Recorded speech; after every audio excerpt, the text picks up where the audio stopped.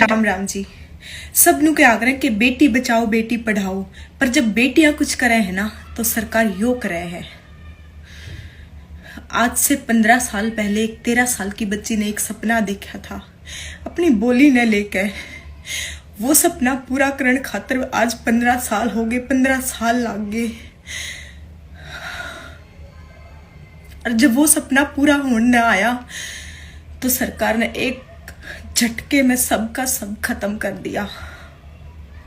वो 15 साल की मेहनत, वो 15 सालों की कमाई, वो हजारों सपने सब खत्म हो गए। एक झटके में सब खत्म हो गया।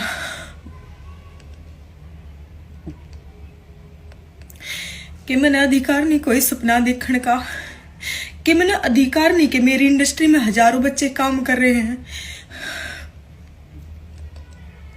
उनके लिए मैं कुछ करूं।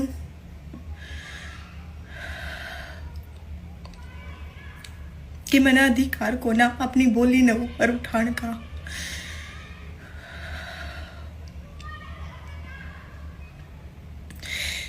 जो आज मेरे साथ हुआ है आगे तो वो किसी के साथ नहीं होगा, कदे किसी कलाकार के साथ नहीं होगा। और इस मुहिम में आप सबने मेरा साथ देना होगा। धन्यवाद। कब उसको तैयार किया था?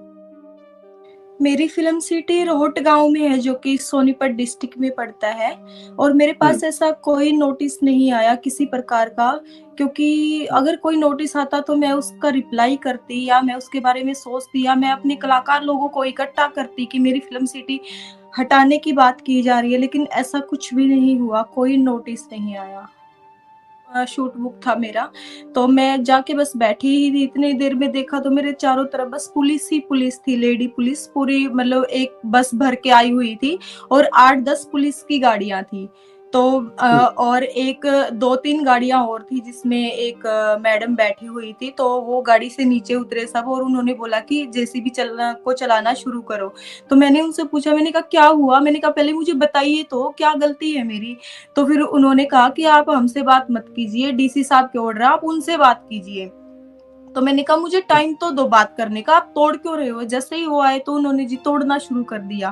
तो मैंने कहा आप मुझे टाइम तो दो। जैसे तैसे करके मैंने डीसी साहब को कॉल किया। तो मैंने कहा कि मेरी फिल्म सिटी तोड़ रहे हैं, आप मेरी मदद कीजिए प्लीज आके। तो और कह रहे कि आपका ऑर्डर है। तो उन्होंने कहा कि मेरा ऐसा कोई भी ऑर्डर है नहीं है, और मुझे तो कुछ मालूम भी नहीं है। तो उन जो मैडम थी एटीपी है वो, उनका नाम है अंजू जून। तो और बहुत बदतमीजी कर रही थी, मेरा फोन वोन भी छीन लिया। मैंने डीसी साहब से भी किसी और के फोन से मैंने कॉल किया था बड़ी मुश्किल से।